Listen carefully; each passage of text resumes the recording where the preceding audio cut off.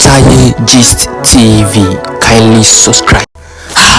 Ìyábọ̀ Òjó ti jáde tán, ó ti sọ̀rọ̀ padà sí èsì tí LIZZY ANJORIN sọ nípa múvì Àrìnzò, ìyẹn tí Ìyábọ̀ Òjó jẹ́ pòdúsà rẹ̀.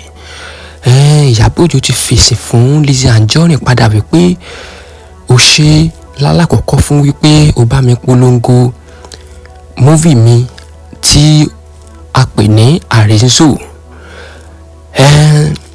Fún ìdí kan sí ìdí méjì nípa àwọn ọ̀rọ̀ mìíràn tí ó sọ wípé bóyá mo lọ sí Dùmọ̀tà ní àbí executive producer pé mi mú kọ́ mo ní gbogbo ẹ̀ ni mo wá bì láti wá tàn mọ́lẹ̀ sí.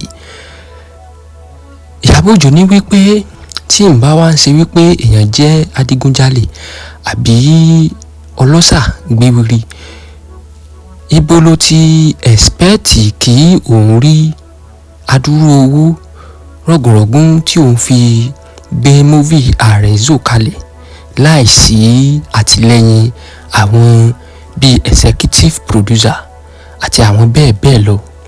Wípé múvì tí a ń pè àkọlé rẹ̀ ní Return of Àrìnzò yìí, ó jẹ́ múvì tó gbọ́n owó púpọ̀, tó jẹ́ wípé owó tí a fi gbé jáde gan ó tó ra ilé tó jẹ́ ilé gidi sí Lẹ́kì. So nípa ọ̀rọ̀ tí LIZZY ANJORIN sọ yìí àti gbogbo èpè tó ń ṣẹ́, òun ka gbogbo ẹ̀ sí wípé àdúrà ni fún òun.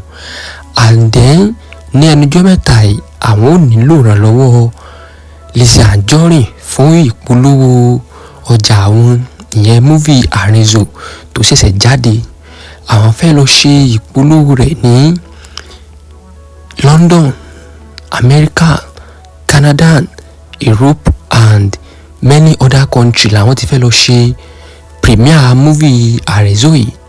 Irú èèyàn bíi LIZZY ANJORIN báyìí ni ó sì dùn láti ṣe ìpolówó náà, nítorí wípé LIZZY ANJORIN ní báyìí lòun ṣẹ̀ṣẹ̀ mọ̀ wípé ó tún ní ẹ̀bùn láti polongo, láti ṣe ìpolówó ọjà. So ní báyìí